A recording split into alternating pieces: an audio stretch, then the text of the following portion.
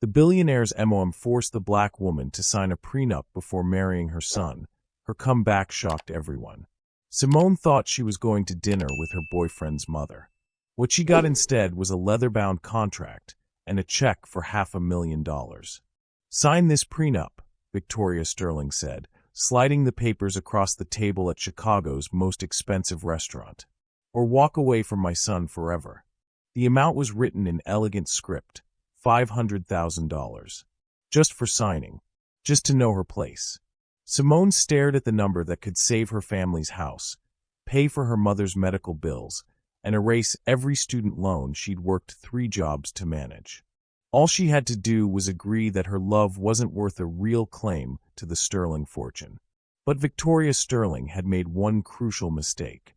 She thought she was buying off a desperate girl from Detroit. She had no idea she was declaring war on a Harvard-trained lawyer who'd learned long ago that some things can't be bought, sold, or negotiated away.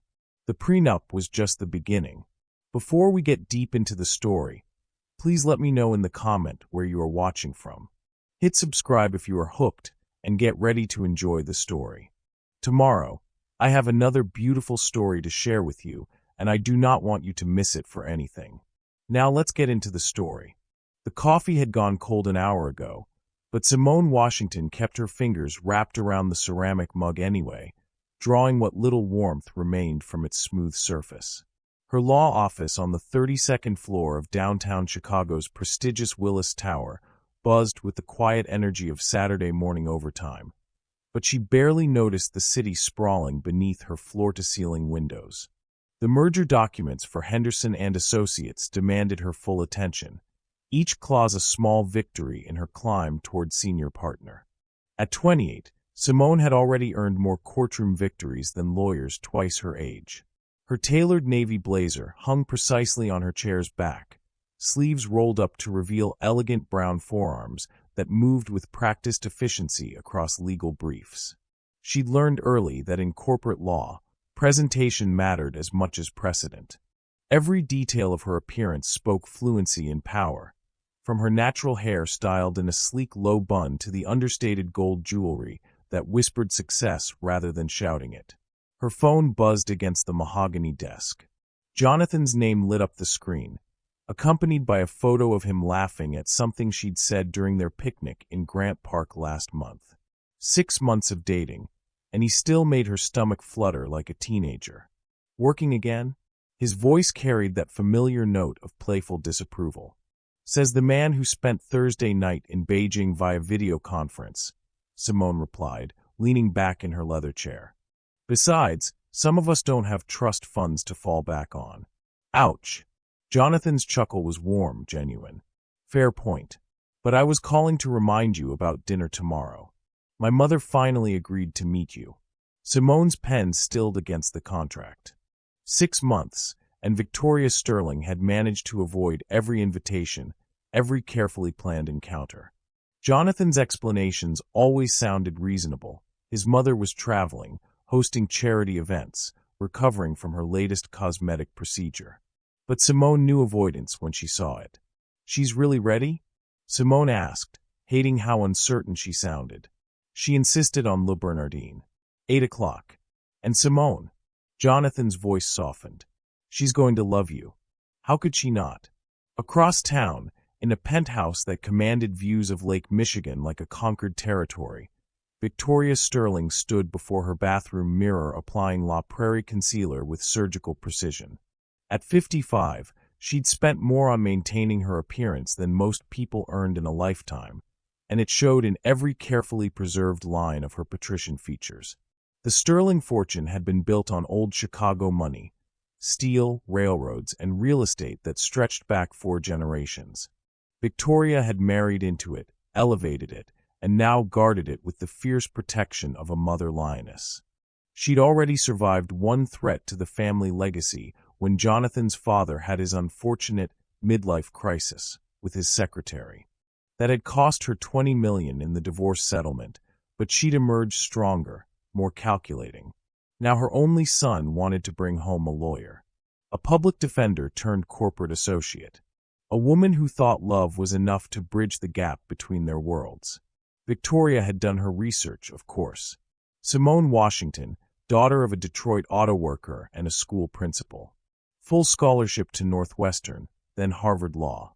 Impressive grades, several pro bono cases that had earned local media attention. Pretty enough, certainly, with that natural beauty that photographers loved and society mothers feared. But breeding couldn't be taught, and money couldn't be earned fast enough to erase the stain of ordinary origins. Victoria's manicured fingers traced the edge of a silver picture frame. Jonathan at his Yale graduation, every inch the sterling heir in his cap and gown. She'd sacrificed too much to see the family fortune diluted by sentiment. Tomorrow's dinner would be decisive. Not a social introduction, but a business transaction. She had papers already prepared, sitting in her study safe beside the family jewels and stock certificates. Jonathan might be blinded by infatuation, but Victoria understood the language of money, contracts, and precisely calculated cruelty. The woman might be clever enough for corporate law, but she was about to discover that playing in Victoria Sterling's world required a different kind of intelligence entirely. After all, love was a luxury Victoria could no longer afford to indulge. Not when the Sterling legacy hung in the balance. What assumptions do we make about people before we truly know their story? And how do those first impressions shape the battles they face? Lou Bernardine's dining room hummed with the subdued elegance of wealth. Crystal that sang when touched, silverware that caught candlelight like scattered diamonds, and conversations conducted in the hushed tones of people accustomed to being overheard. Simone had chosen her outfit with military precision. A black Diane von Furstenberg dress that suggested success without ostentation, pearl earrings that whispered class, and her grandmother's vintage clutch that held both her dignity and her courage. Jonathan rose as she approached their corner table, his smile bright enough to power the restaurant's chandeliers. He looked every inch the sterling heir tonight in his tailored Tom Ford suit, but his eyes held the same warmth that had first drawn her in at that coffee shop 6 months ago. "You look incredible," he murmured, kissing her cheek. Victoria Sterling didn't rise. She sat with the regal bearing of someone who'd never doubted her right to command any room she entered. Her silver hair swept into an architectural chignon that probably cost more than Simone's monthly rent. Her handshake was brief, cool, precisely calibrated to convey polite disinterest. "Ms. Washington, how lovely to finally meet you." Victoria's voice carried the particular cadence of old money, each syllable perfectly enunciated, emotionally neutral. "Jonathan speaks of you constantly." The first hour passed like a carefully choreographed dance. Victoria asked questions with surgical precision about Simone's work, her family, her aspirations. Each inquiry felt designed to catalog inadequacies, to highlight the vast gulf between their worlds. Simone answered with grace, her own legal training helping her navigate the minefield of polite hostility. "Your parents must be proud," Victoria said, delicately cutting her Dover soul. "A daughter who's risen so far above her circumstances." The words hung in the perfumed air like a slap wrapped in silk. Jonathan's fork paused halfway to his mouth, but he said nothing. Simone felt heat rise in her chest, but forced her voice to remain steady. "They taught me that circumstances don't define you. Choices do." Victoria's smile was winter-sharp. How refreshingly optimistic. As the meal progressed, Victoria's comments grew more pointed. She mentioned the Sterling Family Foundation's charitable work with underprivileged communities.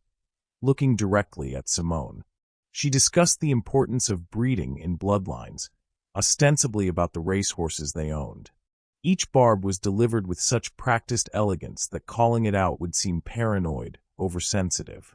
Jonathan either didn't notice or chose not to see. He laughed at his mother's stories, occasionally squeezing Simone's hand under the table, seemingly oblivious to the war being waged in euphemisms and raised eyebrows. After the main course, Victoria excused herself to powder her nose. When she returned, she carried a manila envelope. "Before we order dessert," Victoria said, placing the envelope beside Simone's wine glass with theatrical precision, "there's a small matter we should discuss." Simone stared at the envelope as if it might contain a live serpent. Jonathan frowned, finally sensing the shift in atmospheric pressure. "Mother, what is that?" "Protection, darling." Victoria's voice remained honey-smooth. "For both of you.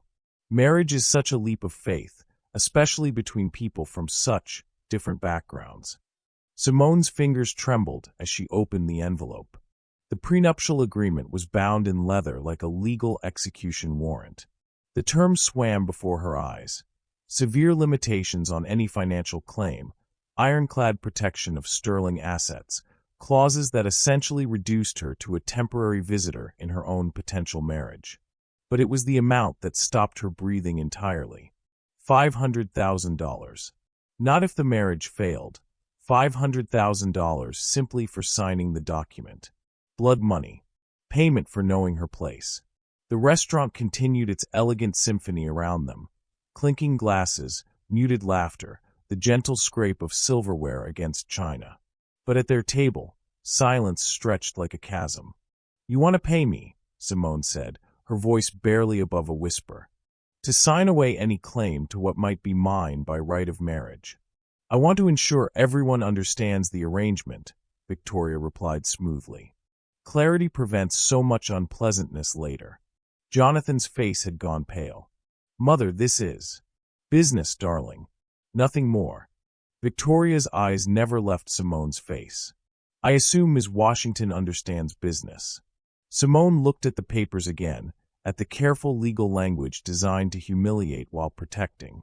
$500,000, more money than her parents had made in a decade, offered like scraps to a hungry dog. The room felt airless, suffocating. Every carefully cultivated bit of confidence Simone had built crumbled under the weight of that number, that assumption, that calculated insult wrapped in financial generosity. She thought of her grandmother, who'd cleaned houses for women like Victoria Sterling. Of her father, whose hands were permanently stained with engine grease from building cars for people who'd never acknowledge his humanity. Of her mother, who'd taught her that dignity couldn't be bought or sold. The envelope sat between them like a declaration of war, its leather binding reflecting the candlelight like a wound. In that moment, as Victoria Sterling's smile grew more predatory and Jonathan sat frozen between the two women who defined his world, Simone understood that this dinner had never been about acceptance. It had been about breaking her completely. Simone's apartment had never felt smaller. The converted loft in Lincoln Park that had once represented her independence now seemed like a cramped reminder of everything she lacked. She paced between the exposed brick walls, the prenuptial agreement spread across her dining table like evidence of a crime. 3 days had passed since the dinner. 3 days of Jonathan's increasingly desperate phone calls, each voicemail more pleading than the last. She'd listened to them all but hadn't returned a single one. "Simone, please. Just talk to me. My mother, she doesn't understand what we have. Baby, I had no idea she was going to do that. I'm so sorry. Let me make this right. I love you." That has to count for something, doesn't it? Each message made her chest tighten further. Love. As if love could erase the memory of Victoria Sterling's satisfied smile as she'd watched Simone read those terms. As if love could wash away the taste of being reduced to a dollar amount. Her sister Jasmine had come over with Thai food and moral support, taking one look at the papers before launching into a tirade that would have made their mother proud. "Girl, are you serious right now?" Jasmine's natural hair formed a defiant halo around her brown face as she gestured at the contract. "This woman literally tried to buy you off like some kind of..." "Don't." Simone's voice was sharp enough to cut glass. "Don't say it. But that's what she did. She looked at you, a Harvard-educated attorney who could probably buy and sell half the people in that restaurant, and decided you were for sale." Simone sank into her couch, pulling a throw pillow against her chest like armor. "Maybe I should sign it." The silence that followed was deafening. Jasmine stared at her sister as if she'd suggested setting herself on fire. $500,000, Jazz. That's enough to pay off my student loans, help mom and dad with their mortgage, maybe start my own practice. And give up the man you love? Give up your dignity. What dignity? The words exploded out of Simone with surprising force. You should have seen how she looked at me. Like I was some kind of predator circling her precious son. Like everything I've accomplished, everything I am, could be erased with the right price. Jasmine moved to sit beside her sister, her voice gentling. Is that what you think? That your worth can be measured in dollars? Isn't that what everyone thinks? Simone's laugh was bitter. Jonathan's been calling, but not once has he said he's going to stand up to his mother. Not once has he said the prenup is unacceptable. He just wants to make it right, like this is some kind of misunderstanding instead of a calculated attack. Meanwhile, across the city in his penthouse office, Jonathan Sterling paced behind floor-to-ceiling windows that offered a commanding view of the Chicago skyline. His mother sat in the leather chair across from his desk, her posture perfect as always, sipping tea from bone china that cost more than most people's monthly salary. She'll come around, Victoria said with the confidence of someone who'd never been denied anything. They always do. The money is quite generous, considering. Considering what, Mother? Jonathan's voice carried an edge Victoria hadn't heard since he was 16, and she'd tried to send him to Swiss boarding school. Considering she brings nothing to this union except a law degree and good cheekbones. Victoria set down her teacup with surgical precision. Don't look at me like that, Jonathan. I'm protecting what's ours. What's ours? Or what's yours? Victoria's smile was sharp as winter glass. There's no difference, darling. There never has been. Your great-grandfather didn't build Sterling Industries, so his legacy could be frittered away on romantic notions. She's not frittering away anything. She's successful in her own right. Public defender work? Victoria's laugh was crystalline cutting.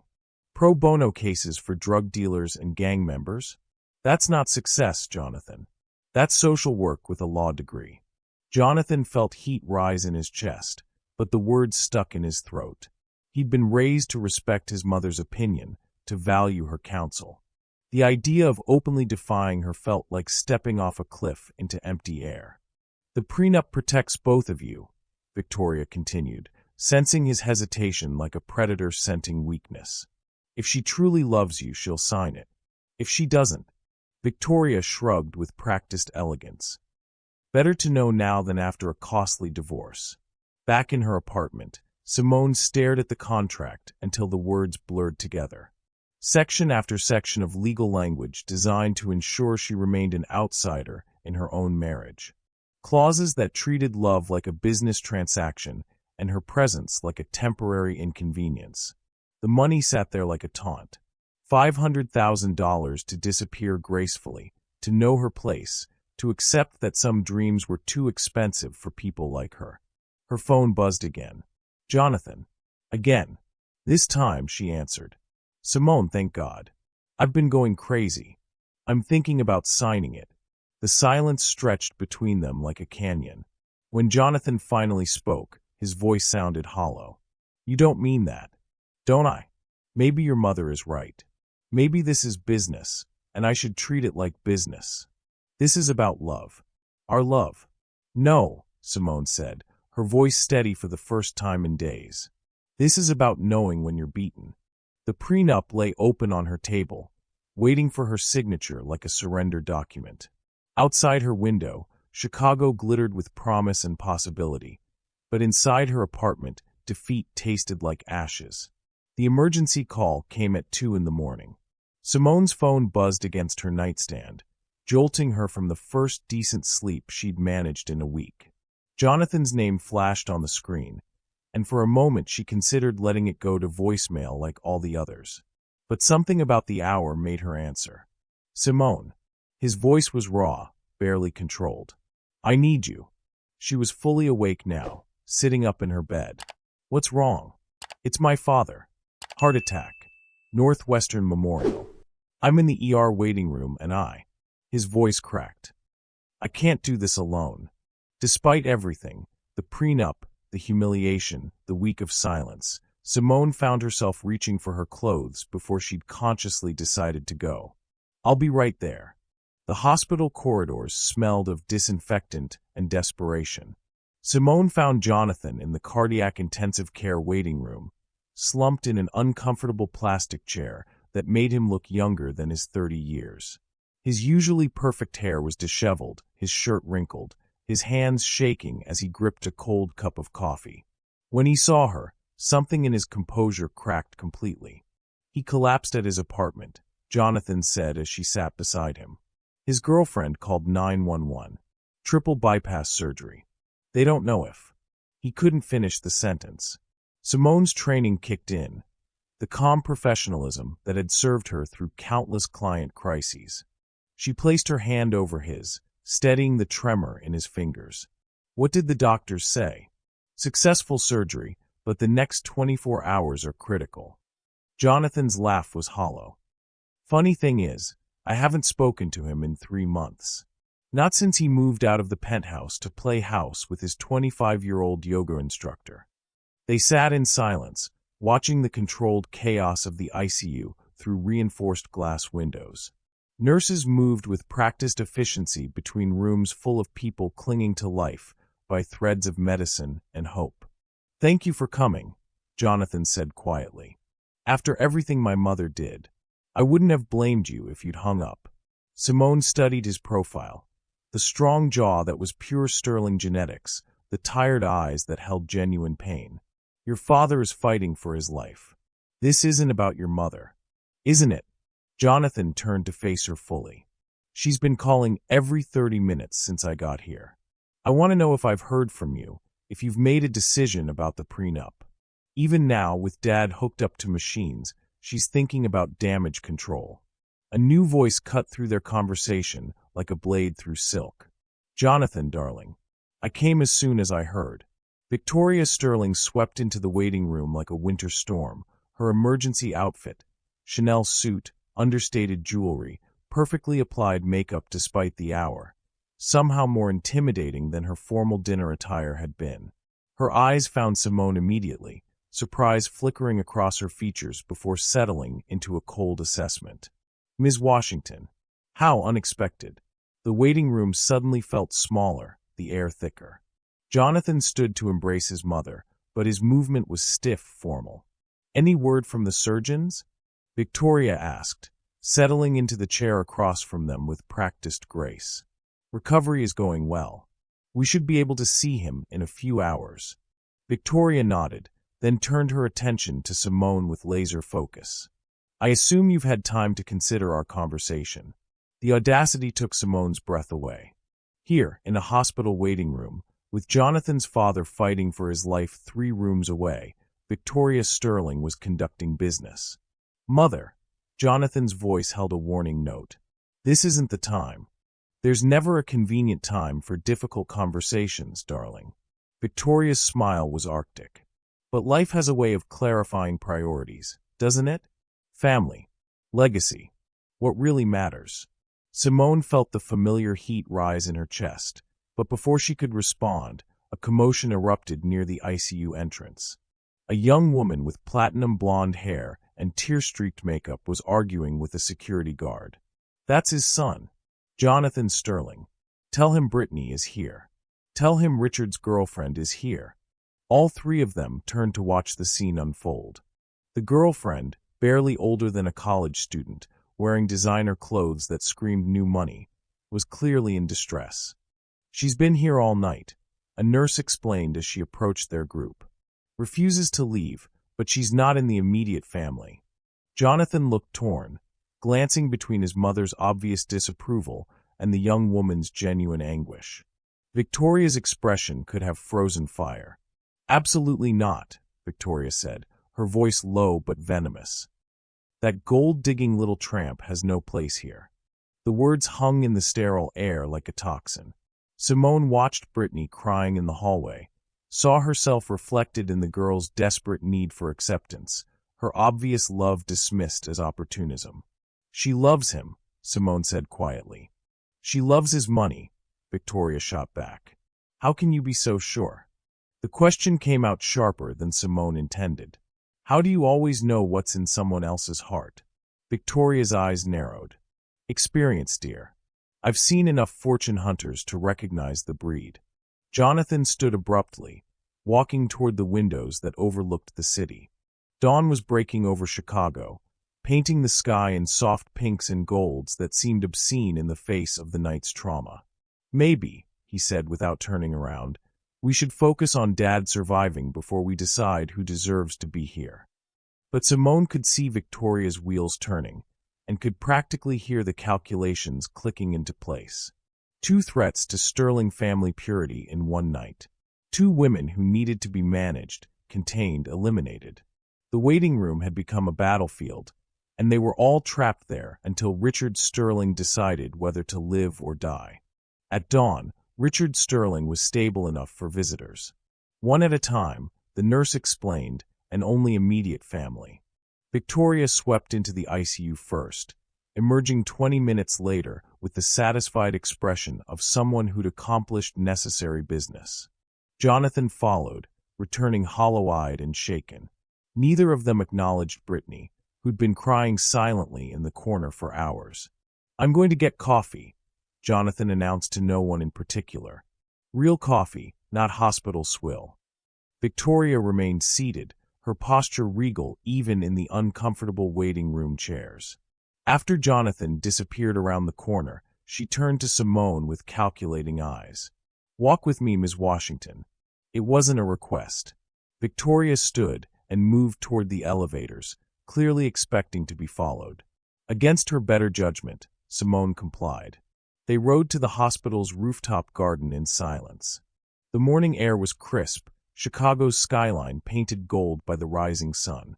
Victoria settled onto a bench overlooking the city, patting the space beside her like she was summoning a pet. 27 years ago, Victoria began without preamble. I was pregnant with Jonathan. Richard's first wife, his college sweetheart, had died in a car accident 2 years earlier. Cervical cancer, actually, but that's not what the newspapers reported. Richard needed a wife who could handle society, business, and the complexities of inherited wealth. Simone remained standing, arms crossed. "Is this supposed to be touching?" Victoria's laugh was brittle. "I was 28. Harvard MBA, family money, all the right connections. I thought I was marrying for love. Richard thought he was marrying for convenience." She paused, studying her manicured nails. "We were both wrong. What does this have to do with?" "Everything, dear. Sit down." Reluctantly, Simone perched on the edge of the bench. "Richard never loved me," Victoria continued, her voice matter of fact. "Not the way he'd loved Catherine. It was a business arrangement that happened to produce an heir. For 25 years, I built that man's empire while he indulged in increasingly younger secretaries, tennis instructors, and personal trainers."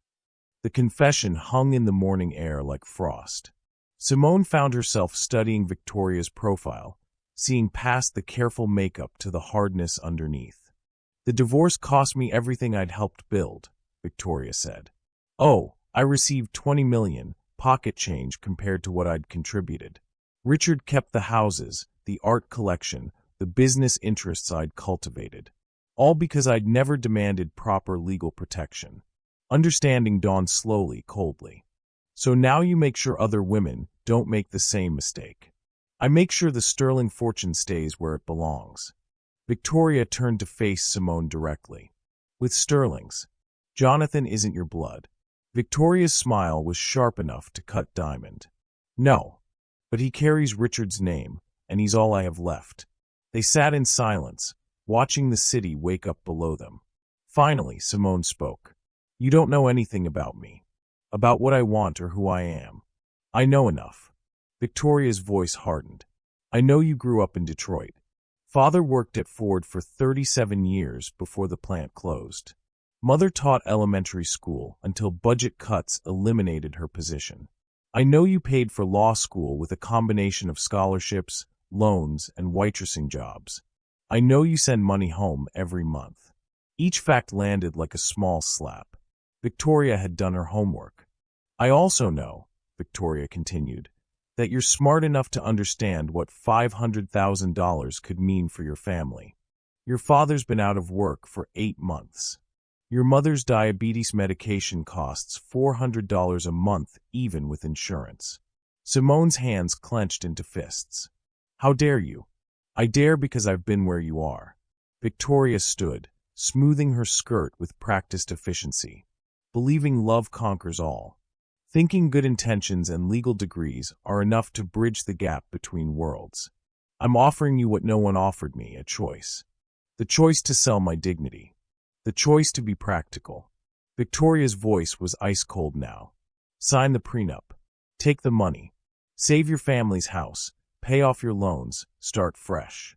Or marry Jonathan and spend the rest of your life being the outsider who never quite belongs. Watching him resent you more each year as society reminds him what he gave up. The words hit like physical blows. Simone thought of her parents' house, the one her father had painted every summer for 20 years until his hands got too arthritic. Of her mother rationing insulin because the cost kept rising. Of the dreams she deferred to help her family survive. You think he'll resent me? Victoria's expression softened into something almost maternal. I think he's sterling, dear. And sterlings always choose family wealth over individual happiness. Eventually, back in the waiting room, Jonathan returned with coffee to find both women gone. Brittany looked up hopefully from her corner. Did they say anything about visiting hours? Jonathan studied the young woman who'd been keeping vigil for his father. Blonde, beautiful, clearly expensive to maintain. Exactly the type Victoria would automatically dismiss as a gold digger. But her grief seemed genuine, her devotion real. What's your last name? He asked. Martinez. Brittany Martinez. How long have you been with my father? 8 months. Her voice was small, defensive. I know what people think. About the age difference, about why I'm with him. But I love him. I really love him. Jonathan sat down across from her, seeing something familiar in her defensive posture. My mother doesn't believe that. Brittany's laugh was bitter. Your mother doesn't believe anyone could love a sterling for anything except money. The observation hit harder than Jonathan expected. He thought about Simone's face at Le Bernardin, the way she'd looked at that prenup like it was a death sentence. He thought about his own silence, his failure to immediately tear up the papers and walk out. Maybe, Jonathan said quietly, she's forgotten what real love looks like. Outside on the rooftop garden, 2 women who'd loved sterling men stared at the city spread below them, each wondering if love was worth the price it demanded. The hospital cafeteria at 3 in the afternoon was a study in institutional despair. Fluorescent lights casting sickly yellow shadows over plastic tables, the smell of overcooked vegetables mingling with disinfectant. Simone sat across from Jonathan in a corner booth, both of them picking at sandwiches neither had appetite for. Richard Sterling was stable. The doctors were optimistic. Victoria had finally gone home to freshen up and handle some urgent business calls, leaving behind the kind of silence that felt dangerous in its possibility. My father used to bring me here when I was 12, Jonathan said, staring out the window at the parking garage. Not the hospital, the cafeteria. He'd sneak me down here during his board meetings upstairs, let me get chocolate milk and those terrible vending machine cookies. Simone looked up from her untouched soup. The Sterling Industries headquarters is in this building? 23rd through 26th floors. Dad loved the irony, conducting million-dollar deals right above where people come to fight for their lives. Jonathan's smile was sad. He said it kept him grounded, reminded him what really mattered. But it didn't stop him from leaving your mother. Jonathan was quiet for a long moment, rolling his coffee cup between his palms. No, it didn't. He looked at her then, really looked at her, and Simone saw something raw and unguarded in his expression. She told you about the divorce, didn't she?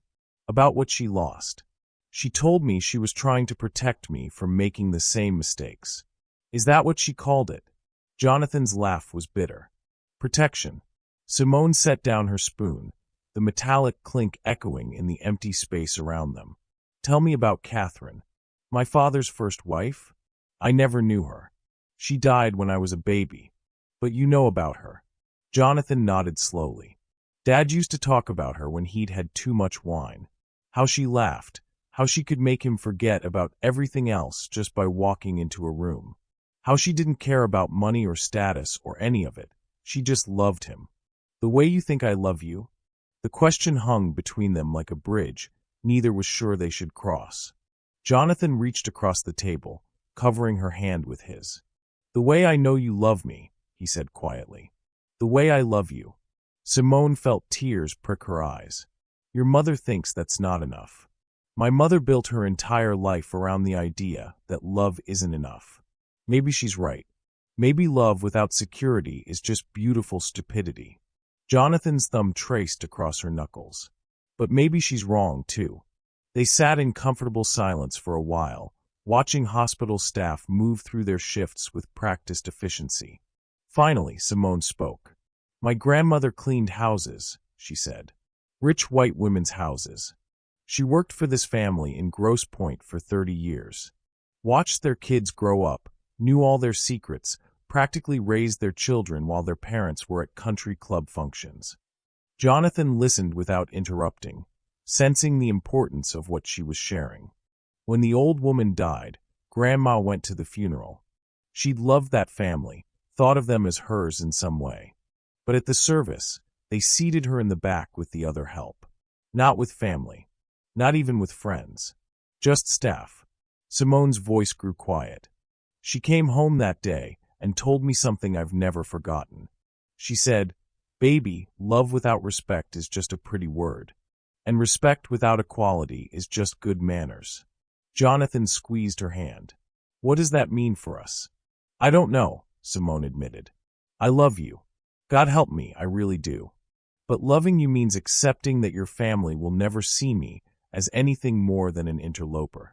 It means signing papers that say my presence in your life is worth exactly $500,000.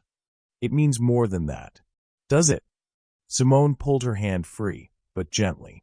When your mother handed me that prenup, it wasn't about protecting your money. It was about putting me in my place. Reminding me that no matter how much I achieve, no matter how successful I become, I'll always be the girl from Detroit who dared to reach above her station. Jonathan's jaw tightened. That's not who you are to me, but it's who I am to them. And if we're going to make this work, we have to acknowledge that. A comfortable pause settled between them. Jonathan studied her face, seeing the intelligence that had first attracted him, the strength that had kept her fighting for 6 months of subtle family warfare. What if we didn't sign it? He asked suddenly. Simone blinked. The prenup. What if we just said no? What if we got married anyway, without her blessing, without her money, without any of it? The idea hung in the air like a lifeline. Simone felt something flutter in her chest. Hope, dangerous and fragile. You'd do that? Give up your inheritance. I'd do that to keep you. For the first time in weeks, Simone smiled, really smiled, the kind that lit up her whole face. You know what that would mean? We'd have to make it on our own. My law salary, whatever you could earn without the sterling name opening doors. I have a Harvard MBA and 6 years experience running operations for a Fortune 500 company. I think I can manage. You'd live in my tiny apartment. Drive a regular car. Shop at Target instead of Nordstrom. As long as I'm shopping with you. They grinned at each other across the cafeteria table like conspirators planning a beautiful crime. For a moment, the hospital around them faded away, and it was just the two of them against the world. There's just one problem, Simone said, her smile faltering slightly. What? Your mother. As if summoned by their conversation, Victoria Sterling's voice cut through their moment like a blade through silk. Well, how touching. She stood at their table with a manila envelope in her manicured hands, her expression unreadable. I take it you've made your decision? Victoria Sterling stood over their cafeteria table like a general surveying a battlefield, the manila envelope in her hands feeling heavier than its physical weight suggested. Her smile was arctic, calculated, and utterly without mercy. I thought you might be interested in some recent developments, Victoria said, settling into the empty chair beside Jonathan with predatory grace. About your charming family situation, Ms. Washington. Simone felt ice crystallize in her veins. What are you talking about? Victoria opened the envelope with surgical precision, extracting a stack of photographs and documents. She spread them across the table like tarot cards predicting doom. The first photograph showed Simone's father, William Washington, standing outside a pawn shop in Detroit. The timestamp was read 3 days ago. His shoulders were slumped in defeat, his face etched with the kind of exhaustion that came from carrying impossible burdens. "Your father's been quite busy since losing his job," Victoria said conversationally. "Pawning your mother's wedding ring, your grandmother's silver, even that watch you gave him for his 60th birthday. Gambling debts, I understand. The lottery tickets weren't paying off, so he moved to poker games. Underground ones, unfortunately."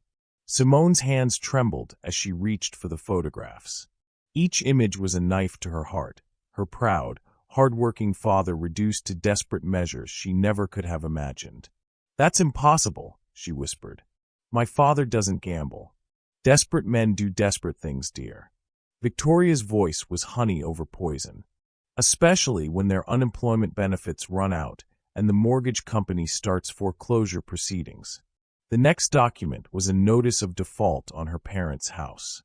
The house where she'd grown up, where her mother had hung her honor roll certificates, where her father had taught her to change a tire in the driveway. 30 days to cure the default or face foreclosure. Jonathan leaned forward, his face pale. "Mother, how did you?" "I have investigators, darling. Very thorough ones." Victoria turned back to Simone with predatory satisfaction. "But it gets more interesting. Show me the medical bills, please." The medical records made Simone's stomach drop into free fall. Her mother's diabetes had worsened dramatically. Emergency room visits, specialist consultations, insulin that cost more than her father's former monthly salary. The total amount owed painted a picture of financial catastrophe that made $500,000 look like salvation itself. $87,000 in medical debt. Victoria recited like she was reading stock prices. "Your mother's been rationing her insulin to save money. Her last A1C levels suggest she's heading toward kidney failure if she doesn't get proper treatment soon." Simone couldn't breathe. The hospital cafeteria spun around her like a carnival ride designed by demons. Her mother was dying, her father was destroying himself with gambling, and their family home, the only stability they'd ever known, was about to be stolen by banks and medical bills. "You orchestrated this," Simone said, her voice barely audible. "You made this happen." Victoria's laugh was crystalline cruelty. "Oh, my dear, I wish I could take credit for such efficiency. But no, this is simply life catching up with people who never learned to live within their means. I merely accelerated the timeline." "What does that mean?" Jonathan's voice was dangerous now, the first hint of real anger Simone had ever heard from him. "It means I bought their debt," Victoria said simply. "The mortgage, the medical bills, even your father's gambling markers. All of it. Which means I now control when the foreclosure happens, when the collectors call, when the medical care stops." The envelope contained one final document, a deed transfer that would sign over the Washington family home to a shell company Victoria controlled. All it needed was Simone's signature. "Sign the prenup, and this deed goes back to your parents debt-free," Victoria said. "Refuse, and I'll have them evicted by Christmas. Your choice." Simone stared at the papers through tears she refused to let fall. Every legal instinct she possessed screamed that this was extortion, manipulation, probably illegal. But every loving daughter instinct knew that her parents would be dead or homeless long before any court could intervene. "You evil, manipulative," Jonathan started to rise from his chair. "Sit down, darling." Victoria's voice cut like a whip. "Before you say something you'll regret." "I'll regret it? You just threatened to destroy an innocent family." "I threatened to let consequences follow naturally from poor financial choices. There's a difference." Jonathan looked at Simone, seeing the devastation written across her features. "We'll find another way. We'll get lawyers, fight this." "With what money?" Simone's voice was hollow, defeated. "Your mother has unlimited resources and a team of attorneys who've been doing this longer than I've been alive. By the time we could mount any kind of legal challenge, my parents will be homeless and my mother will be dead." Victoria smiled the smile of someone who'd won a chess game in 12 moves. Now you're thinking practically. I need. Simone stood unsteadily, the chair scraping against linoleum like fingernails on a chalkboard. I need a minute. She walked toward the cafeteria windows, staring out at the parking garage where normal people lived normal lives with normal problems. Behind her, she could hear Jonathan's voice rising in fury, Victoria's calm responses, the sound of her entire world cracking apart like glass under pressure. Her phone buzzed. A text from her sister. Mom's in the ER again. Dad won't stop crying. What's happening, Simone? What's wrong with our family? Simone closed her eyes and felt 28 years of dreams, ambition, and carefully constructed dignity crumble into ash. When she turned back to the table, Victoria was already extending a platinum pen. Shall we finish this unpleasant business? Victoria asked pleasantly. The prenuptial agreement sat open like a legal execution warrant, waiting for the signature that would save her family and destroy her soul. The platinum pen felt like liquid fire in Simone's fingers. Around her, the cafeteria hummed with ordinary life, tired nurses grabbing coffee, families sharing quiet meals, the endless rhythm of a place where hope and despair lived side by side. None of them knew that a woman's entire future was balancing on the tip of a writing instrument that cost more than most people's monthly rent. Victoria watched with the patience of a predator who'd already won. Jonathan sat frozen, his face a mask of horror and helpless rage. The prenuptial agreement spread across the plastic table like a legal death warrant, waiting for the signature that would save Simone's family and destroy her soul. Take your time, dear, Victoria said pleasantly. Though I should mention that the foreclosure notice goes into effect at 5 o'clock today. It's currently 4:15. Simone's phone buzzed against the table. Another text from Jasmine. Mom collapsed again. Dad won't leave the poker table. Simone, please, I don't know what to do. The words blurred together through unshed tears. Her proud father, reduced to gambling away what little dignity remained. Her gentle mother, rationing insulin while her kidneys slowly failed. The house where 3 generations of Washington women had learned to be strong, about to be stolen by a woman who already owned more than she could spend in 10 lifetimes. There has to be another way, Jonathan said, his voice cracking. We can get loans, sell assets. With what collateral? Victoria's laugh was crystalline cruelty. Your trust fund requires my approval until you're 35, remember? A little clause I insisted upon after your father's unfortunate midlife crisis.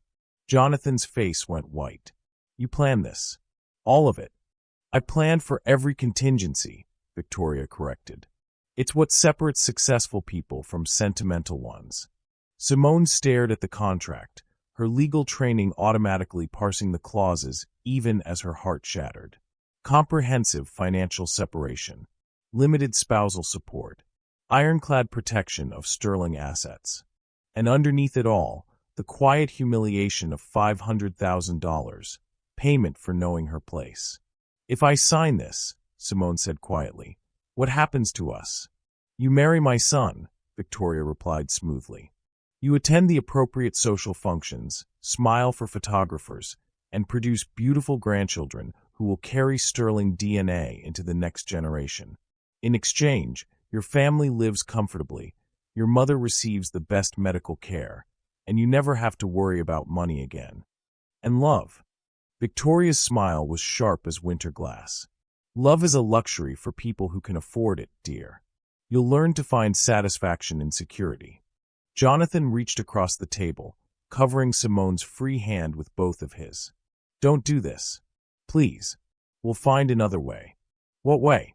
Simone turned to face him, seeing the man she loved through a haze of impossible choices. Your mother holds all the cards. She owns my family's debt, controls your inheritance, and has unlimited resources to destroy anyone who opposes her. What exactly are we going to fight her with? Love. The word tasted bitter in her mouth. Love, the thing that had brought them together, sustained them through 6 months of subtle warfare, made her believe that bridges could be built across any divide. Now it seemed like the cruelest joke of all. Yes, Jonathan said fiercely. Love. Because it's the only thing she can't buy or control or manipulate. Love doesn't pay medical bills, Simone whispered. Love doesn't stop foreclosures. Love doesn't save dying mothers or broken fathers. She looked down at the pen in her hand, seeing her reflection distorted in its polished surface. 28 years old, Harvard law degree, a corner office in one of Chicago's most prestigious firms, and none of it meant anything when faced with the raw mathematics of power and desperation. Her phone buzzed again. This time, a picture from Jasmine, their mother in a hospital bed, looking smaller and frilier than Simone had ever seen her. The text read, "Kidney function dropping. The doctor says she needs dialysis, but insurance won't cover it. What should I tell her?" The image broke something fundamental inside Simone's chest. Her mother, the woman who'd worked double shifts to buy Simone's law school application fees, who'd celebrated every court victory like a personal triumph, who'd taught her that dignity was the one thing no one could take away. Except someone could take it away. Someone was taking it away, right now with surgical precision and unlimited resources. "I need to make a call," Simone said, standing abruptly. She walked to the cafeteria windows, staring out at the Chicago skyline while her phone rang. When her mother's weak voice answered, Simone nearly lost her composure entirely. "Baby, is everything okay? You sound upset." "Mom." Simone pressed her forehead against the cool glass. "I need you to tell me something, and I need you to be honest." "Of course, sweetheart. If someone offered you a choice, sign a paper that would save Dad, keep the house, pay for your medicine, but cost me my happiness, what would you do?" The silence stretched across the miles between them. Finally, her mother spoke, her voice gentle but firm. "I'd tell them that any happiness built on my daughter's sacrifice isn't happiness at all. It's just guilt dressed up in fancy clothes. But if I wanted to do it, if it was my choice, then I'd ask you what your grandmother would say." Simone closed her eyes, hearing her grandmother's voice across the years. "Baby, love without respect is just a pretty word, and respect without equality is just good manners." When she turned back to the table, both Victoria and Jonathan were watching her. The pen lay beside the contract like a loaded weapon.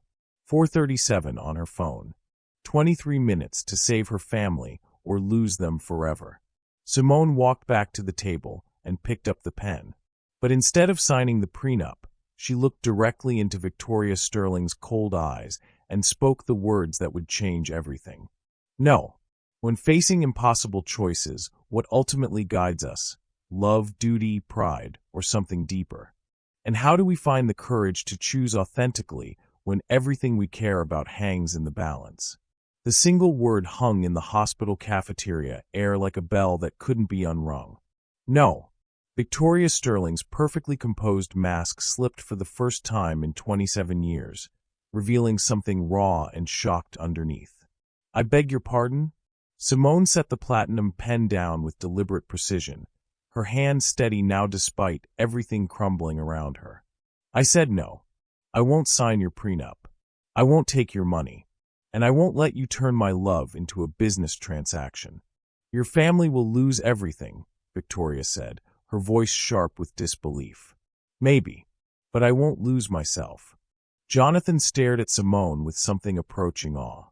In the fluorescent lights of the institutional cafeteria, she looked like a queen abdicating her throne rather than accepting a crown built on compromise. "You're making a mistake," Victoria said, already reaching for her phone. "I'll have the foreclosure papers filed within the hour." "Do what you have to do," Simone replied. "But understand this, I'm not the desperate girl you thought you were buying. I'm a Harvard-trained attorney who just watched you commit extortion in front of witnesses. And unlike you, I actually know how to practice law instead of just using it as a weapon." For the first time, uncertainty flickered across Victoria's features. Jonathan stood abruptly, his chair clattering backward. "Mother, this ends now." "Sit down, Jonathan. You're being emotional." "I'm being human." His voice carried an authority Victoria had never heard before. "Something you forgot how to be years ago." He pulled out his phone, dialing with quick, decisive movements. "James." It's Jonathan Sterling. I need you to transfer $50,000 from my personal account immediately. What do you mean the approval required?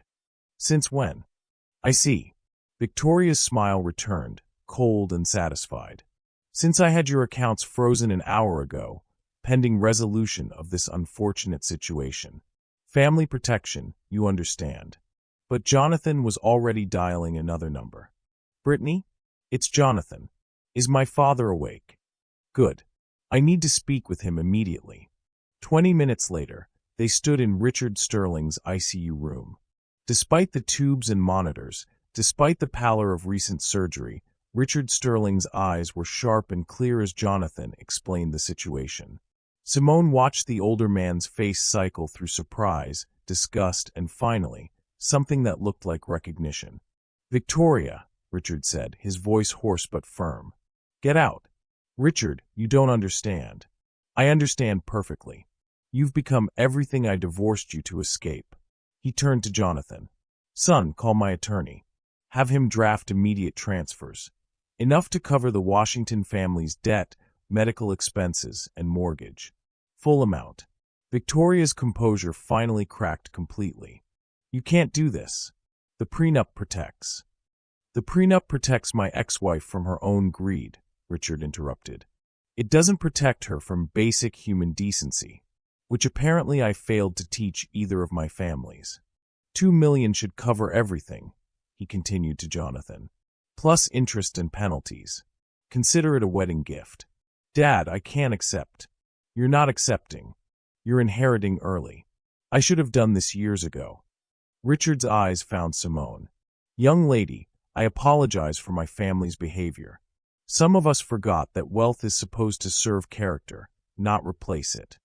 3 months later, Simone stood in her childhood kitchen, watching her father flip pancakes while her mother organized pill containers that were finally filled with affordable medications. The foreclosure notice had been replaced with a deed marked, paid in full, in bold red letters. Jonathan appeared in the doorway, wearing jeans and a Northwestern University sweatshirt instead of his usual designer suits. He'd been spending weekends in Detroit, getting to know her family, learning to fix cars from her father, and helping her mother with grocery shopping. Any word from the job interview? Simone asked, wrapping her arms around his waist. Sterling Industries' Chicago office wants me to start as operations director next month, he grinned. Turns out they care more about my MBA than my mother's recommendations. And Victoria? Jonathan's expression grew serious. Dad cut her off completely. Last I heard, she'd moved to the Hamptons to reconsider her priorities. He's talking about changing his will to establish a foundation in Catherine's name, helping families with medical debt.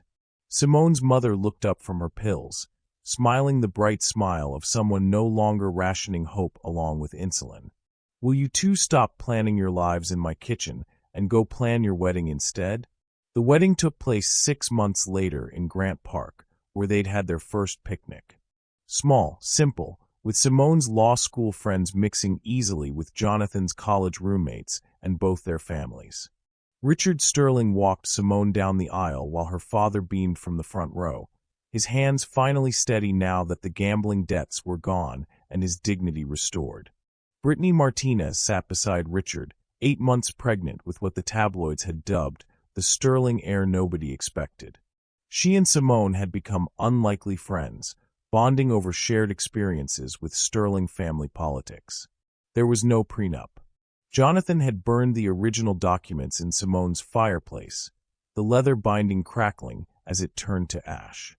Instead, they'd drawn up a simple agreement of their own, to choose love over fear, equality over control, and each other over everything else the world might offer. As they exchanged vows under the Chicago skyline, Simone thought of her grandmother's words about love, respect, and equality.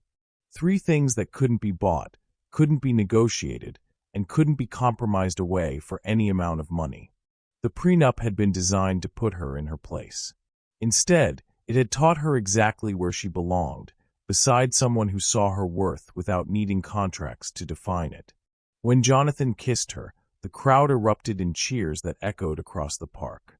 Somewhere in the distance, Lake Michigan sparkled like scattered diamonds, and two people who'd almost lost everything to other people's fear had found everything they needed in their own courage. Victoria Sterling had tried to buy love's surrender. Instead, she'd sold its victory. What does it mean to truly value ourselves, and how do we recognize when someone sees our worth without needing to diminish it? Sometimes the greatest gift we can give ourselves, and those we love, is the courage to walk away from what glitters in favor of what genuinely shines.